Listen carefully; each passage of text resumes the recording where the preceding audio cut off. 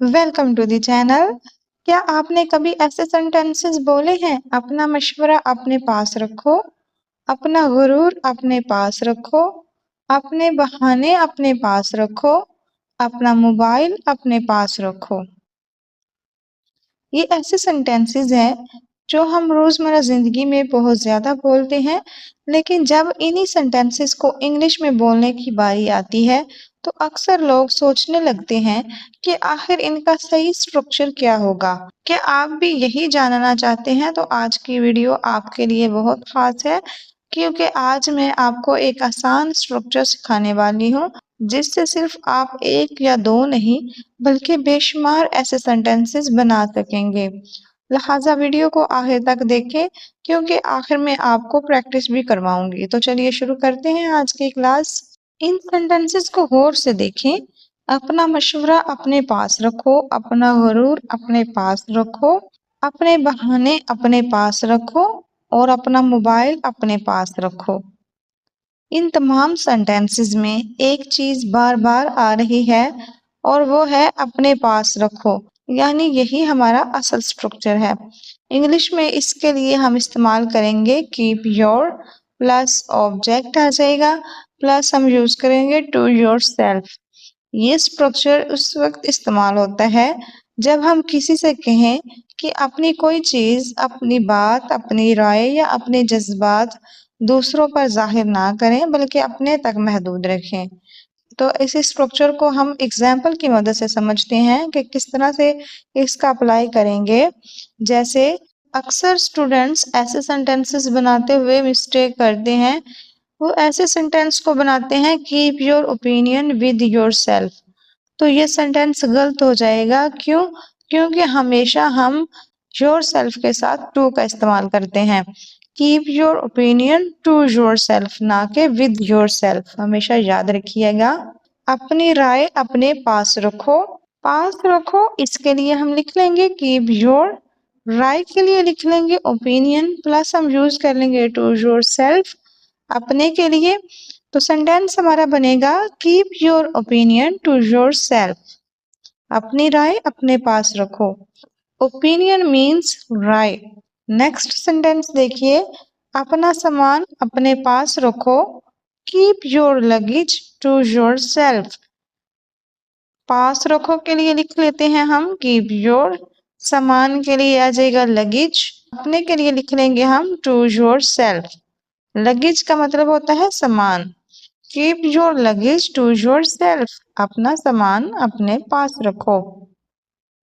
एक और सेंटेंस देखते हैं, अपना मोबाइल अपने पास रखो। पास रखो means keep your mobile to yourself. Keep your mobile to yourself. अपने बहाने अपने पास रखो। बहाने means excuses. Keep your excuses to yourself. Keep your excuses to yourself. मजीद एग्जाम्पल देख लेते हैं ताकि आपको यह स्ट्रक्चर अच्छे से क्लियर हो जाए। अपने राज अपने पास रखो। Keep your secrets to yourself. Keep your secrets to yourself. अपना गुस्सा अपने पास रखो। Keep your anger to yourself. Keep your anger to yourself. अपनी शिकायत अपने पास रखो। Keep your complaints to yourself. Keep your complaints to yourself. अगर ये वाला स्ट्रक्चर आपको क्लियर हो गया हो तो ये सेंटेंस ट्रांसलेट कीजिएगा, अपनी गाड़ी अपने पास रखो। अब बात कर लेते हैं सेकंड वाले स्ट्रक्चर की, जिसमें हम अक्सर बोलते हैं उसे बोला गया है वहां ना जाने को, तुम्हें बोला गया है ये काम खत्म करने को, मुझे बोला गया है यहाँ आने को, उसे बोला गया है खाना पकाने को। तो इस तरह के सेंटेंसेस अक्सर हम यूज करते हैं जब किसी को कोई हदायत, मशवरा, हुक्म देना हो तो हम इसी अंदाज में बोलते हैं। लेकिन सवाल ये है कि ऐसे सेंटेंसेस को इंग्लिश में कैसे बोले। आइए आसान से तरीके से समझते हैं। अक्सर हम इस तरह के सेंटेंसेस काफी यूज करते हैं जिसमें हम बोलते हैं बोला गया है। इंग्लिश में इस तरह के सेंटेंसेस के लिए हम यूज करते हैं हैज बीन टोल्ड या फिर हैव बीन टोल्ड। अगर सिंगुलर सब्जेक्ट्स जैसे ही, शी, इट या किसी एक शख्स की बात होगी तो हम हैज बीन का यूज करेंगे, और अगर ज्यादा लोगों की बात होगी और आई, वी, यू, दे इनमें से कोई सब्जेक्ट होगा हमारा तो हम हैव बीन का यूज करेंगे। तो इस तरह के सेंटेंसेस का जो स्ट्रक्चर बनता है उसमें सबसे पहले लिखेंगे सब्जेक्ट हैज या हैव बीन टोल्ड का यूज करेंगे, प्लस हम टू का यूज करेंगे, फिर वर्ब की फर्स्ट फॉर्म आ जाएगी और लास्ट पे आ जाएगा हमारा ऑब्जेक्ट।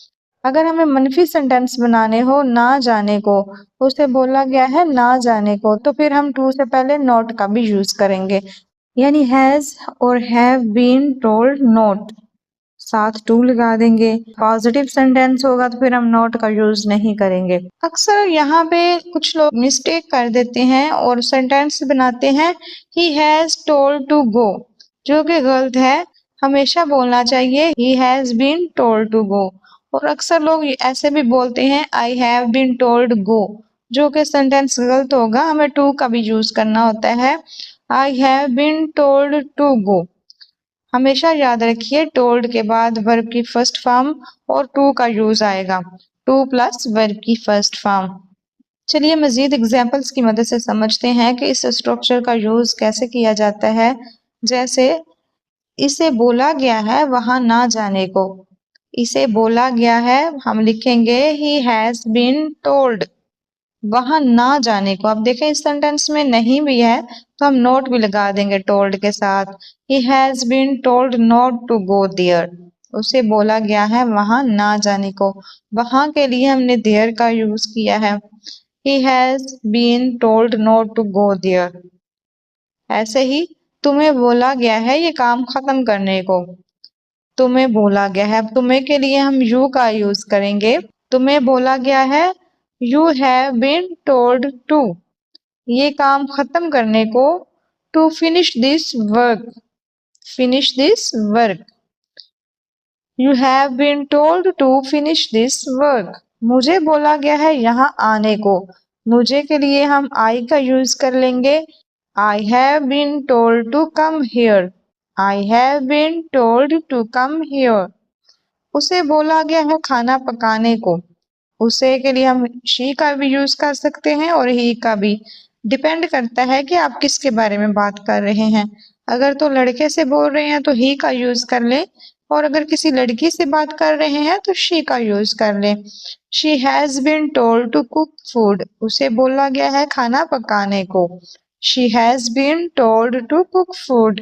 हमें वक्त पर आने को कहा गया है, हमें के लिए हम वी का यूज कर लेंगे, वी हैव, वी के साथ हैव आ जाएगा, we have been told to come on time, we have been told to come on time. बच्चों को शोर ना करने को कहा गया है, the children have been told not to make noise. यहाँ पे सब्जेक्ट हमारा है द चिल्ड्रन, इसलिए हमने हैव का यूज किया क्योंकि ज्यादा बच्चों की बात थी। उसे सच बोलने को कहा गया है, he has been told to tell the truth, उसे सच बोलने को कहा गया है, he has been told to tell the truth। हम इस सेंटेंस को ऐसे भी बोल सकते हैं, उसे बोला गया है सच बोलने को। ऐसे भी अगर सेंटेंस हम बोलेंगे तो ट्रांसलेशन हमारी सेम ही रहेगी। जैसे मुझे एहतियात करने को कहा गया है, या ये भी बोल सकते हैं मुझे बोला गया है एहतियात करने को। तो सेंटेंस बनेगा I have been told to be careful, I have been told to be careful। I hope यहाँ तक ये स्ट्रक्चर भी आपको क्लियर हो गया होगा कि अगर सिंगुलर सब्जेक्ट होगा तो हैज बीन यूज हो जाएगा, और अगर प्लूरल सब्जेक्ट होगा जैसे आई, वी, यू, दे तो फिर हम हैव बीन यूज करेंगे। बाकी स्ट्रक्चर बहुत इजी है, हमें फर्स्ट फॉर्म यूज करनी है वर्ब की। अगर स्ट्रक्चर क्लियर हो गया हो तो इस सेंटेंस को ट्रांसलेट कीजिएगा, उसे कमरा साफ करने को कहा गया है, या फिर हम ये कह सकते हैं उसे बोला गया है कमरा साफ करने को। आई होप आप इस सेंटेंस को इजीली ट्रांसलेट कर लेंगे। बहुत ही इजी सेंटेंसेस थे आज की क्लास में भी। आज की क्लास में हमने दो स्ट्रक्चर सीखे हैं। आई होप दोनों स्ट्रक्चर्स आपको क्लियर हो गए हो। अगर वीडियो अच्छी लगी हो, कुछ भी नया सीखा हो, तो वीडियो को लाजमी लाइक कीजिएगा। मिलते हैं नेक्स्ट वीडियो में। Thanks for watching.